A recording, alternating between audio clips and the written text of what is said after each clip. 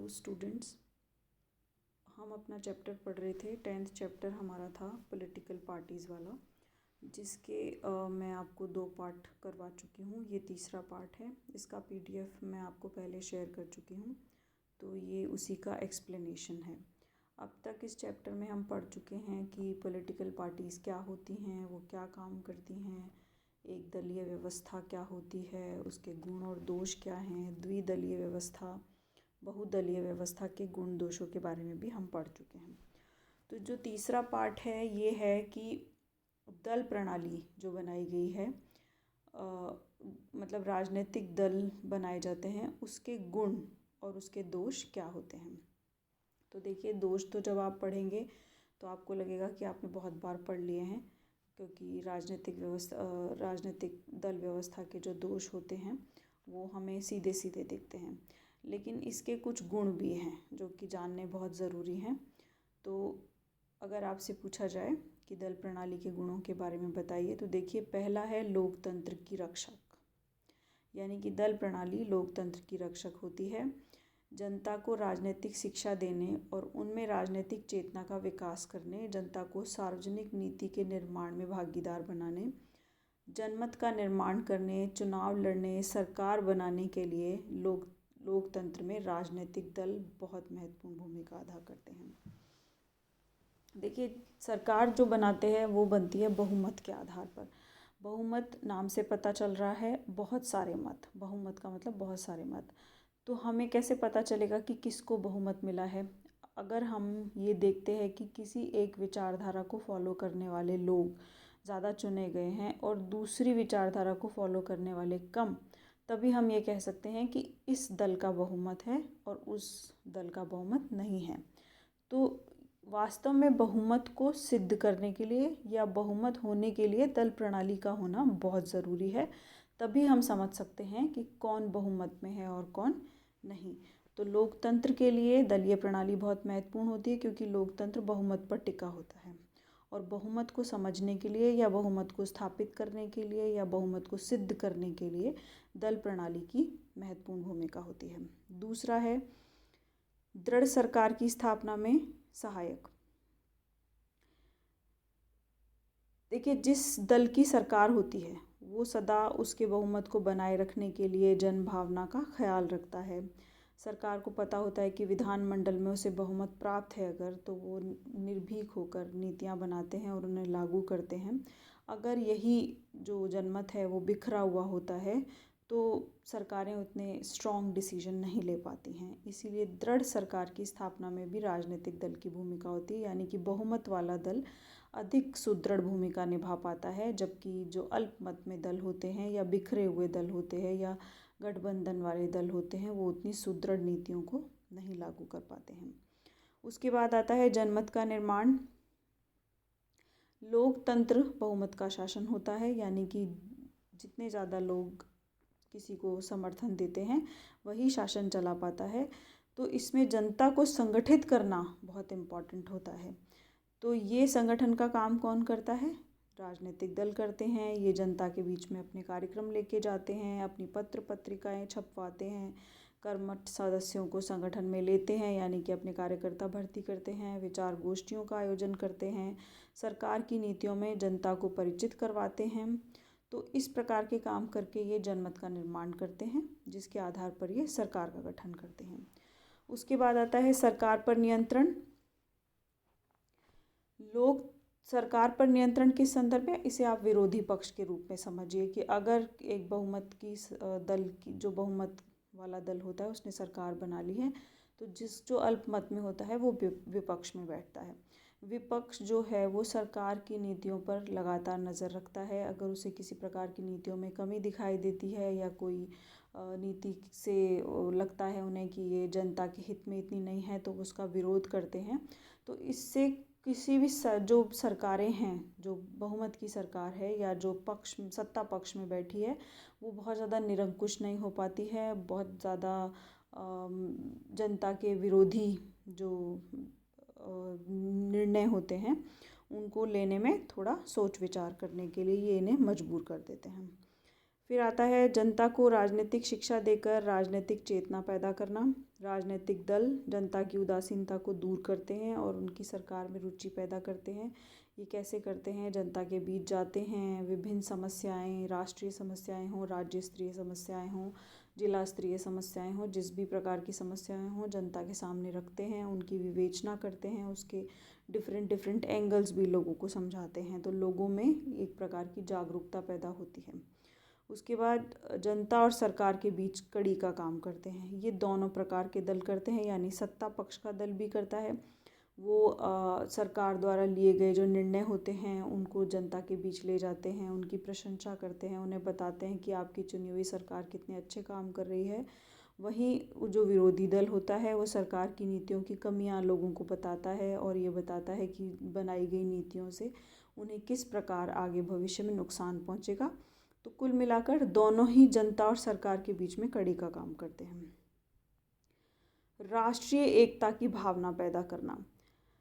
राजनीतिक दल जो होते हैं उसमें एक दल में अनेक धर्मों के, भाषाओं के, वर्ग के, जाति के लोग मिलकर के सरकार बनाने के लिए प्रयास करते हैं। तो इससे जो होता है वो एकता का जन्म होता है, पारस्परिक द्वेष की भावना ख़त्म हो जाती है। जैसे हम अभी देखें एग्जाम्पल्स दलों में भी, तो बहुत सारे दल ऐसे हैं जहाँ उत्तर भारत के लोग भी हैं उनमें और दक्षिण भारत के लोग भी हैं, हिंदू भी हैं, मुसलमान भी हैं, नॉर्थ ईस्ट के लोग भी हैं, विभिन्न विभिन्न आर्थिक स्तर जो हैं वो भी पाए जाते हैं। बहुत ज़्यादा अमीर लोग भी होते हैं दलों में और बहुत ज़्यादा गरीब व पक्ष के नेता भी होते हैं। तो इस प्रकार से इससे एक जो पारस्परिक वैमनस्य होता है उसको कम करने में बहुत महत्वपूर्ण भूमिका निभाई जाती है। सामाजिक और आर्थिक सुधार राजनीतिक दलों के द्वारा किए जाते हैं। राजनीतिक दल जो होते हैं वो प्रचलित गलत रीति रिवाजों को ख़त्म करने पर जोर देते हैं।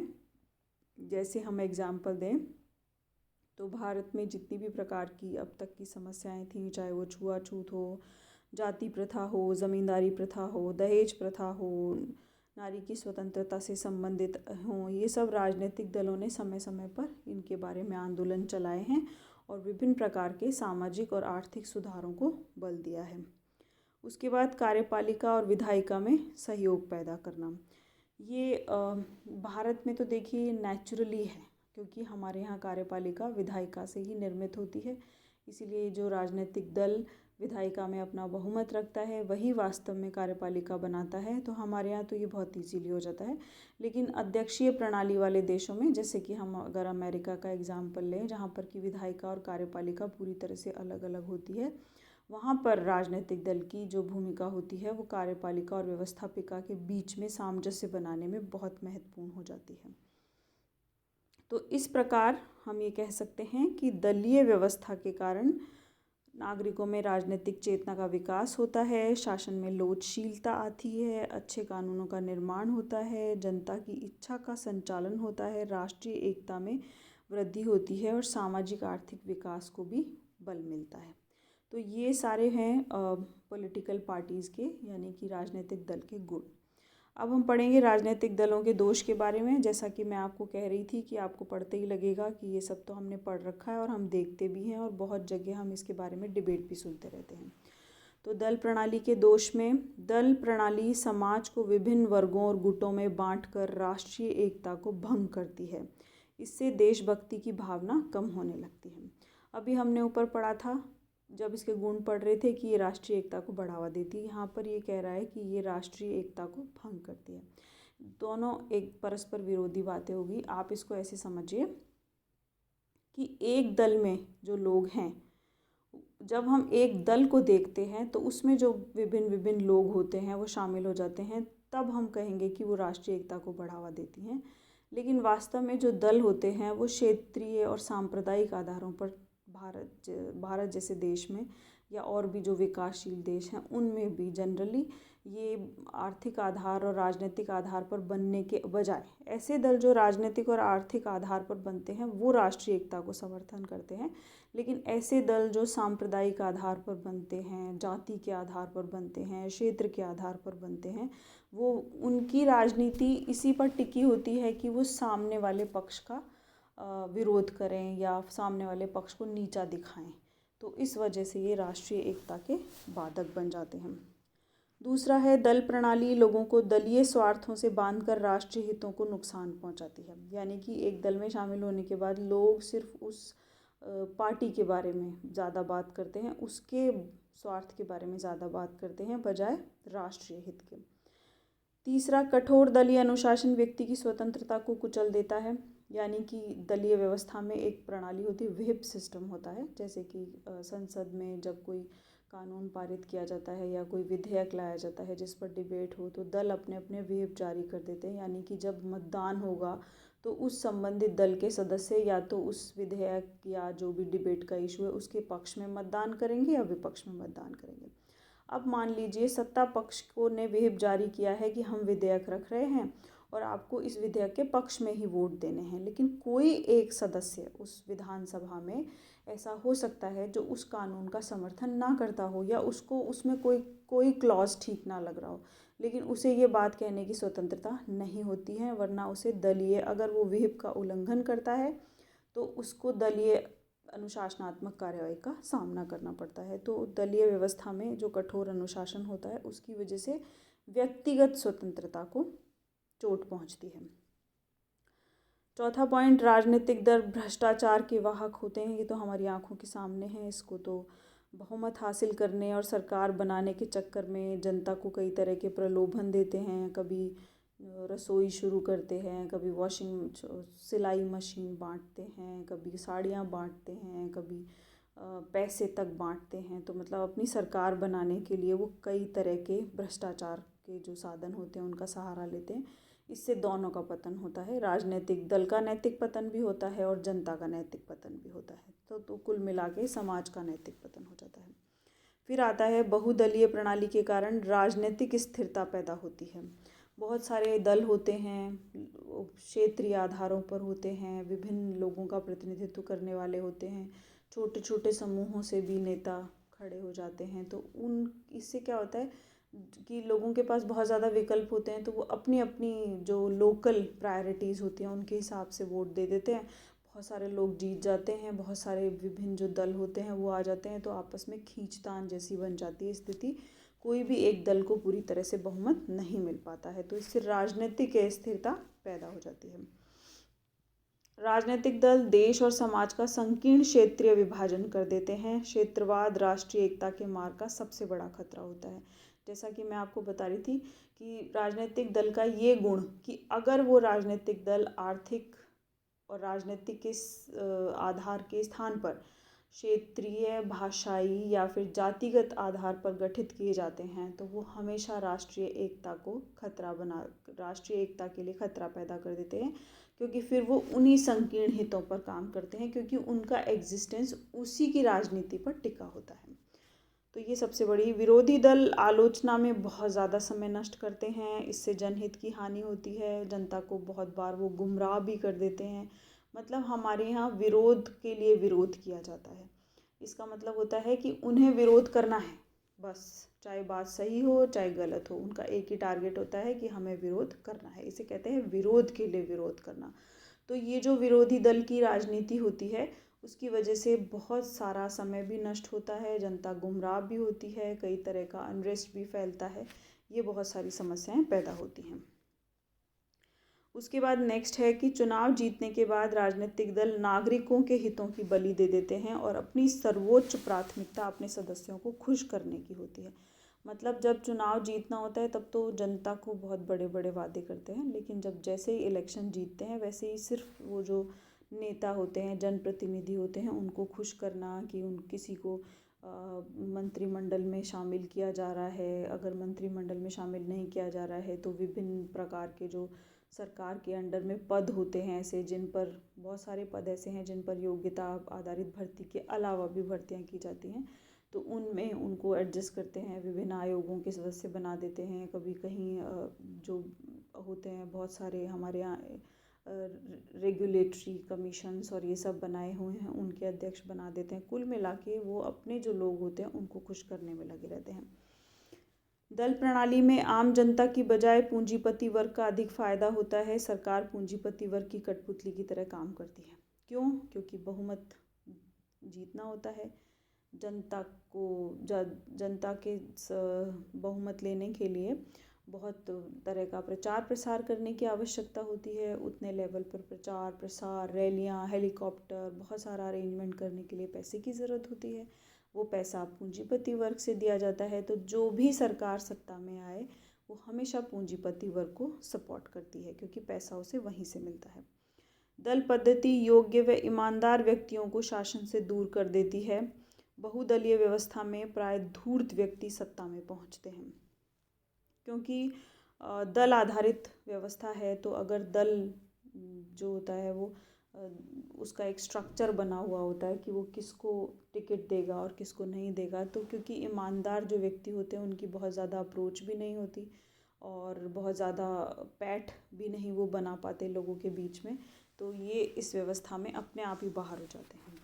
इससे समाज में अवसरवादिता, बेईमानी, घूसखोरी, अनेक प्रकार के अनैतिक साधन जो होते हैं वो पनप जाते हैं, या आप कह सकते हैं कि राजनीतिक दल अनैतिकता के सबसे बड़े पोषक होते हैं।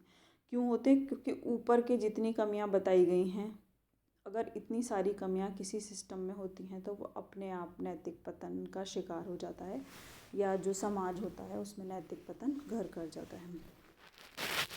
तो अब आपसे पूछा जाए, मान लीजिए इसका जब आपको कंक्लूजन लिखना है, जैसे आपसे पूछा जाए राजनीतिक दलों के कार्य बताते हुए इनका आलोचनात्मक विश्लेषण कीजिए, तो आप उनके कार्य बताएंगे, उसके बाद आप उनकी आलोचनाएं बताएंगे, लेकिन अंत में आप एक निष्कर्ष लिखेंगे कि उपरोक्त विवेचन के बाद ये कहा जा सकता है कि दल प्रणाली में अनेक दोष होते हैं, लेकिन फिर भी दलों को समाज से समाप्त करना ना संभव है और ना ही उचित।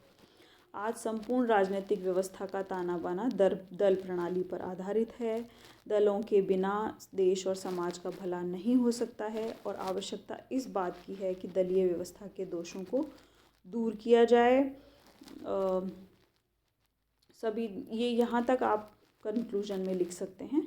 उसके बाद देखिए इसमें यह है कि अमेरिका और ब्रिटेन की जो दल व्यवस्था है वो काफ़ी मजबूत है। तो हमें मतलब उनकी जो व्यवस्थाएं हैं उनका अध्ययन करना चाहिए। उन्होंने उसको किस तरह से डेवलप किया है, किस प्रकार की परंपराएं उन्होंने विकसित की हैं, उनको हम अगर फॉलो करें तो हम अपने यहाँ भी दलीय व्यवस्था को सुदृढ़ बना सकते हैं। तो ये आपका आज जो चैप्टर है पॉलिटिकल पार्टीज़ वाला वो ख़त्म होता है। नेक्स्ट हमारा दबाव समूह का जो चैप्टर है वो मैं स्टार्ट करूँगी। आपको मैं इसका असाइनमेंट भेज चुकी हूँ और आप उसके क्वेश्चन आंसर लिख रहे होंगे, ऐसी मैं आशा करती हूँ। और अगर कोई मुझसे चेक कराना चाहता है तो भेज सकता है व्हाट्सएप पे। मैं बार बार कहती हूँ लेकिन आप लोगों ने अभी तक कुछ भेजा नहीं है, पर अगर आप भेजना चाहते हैं तो आप भेज सकते हैं। Thank you.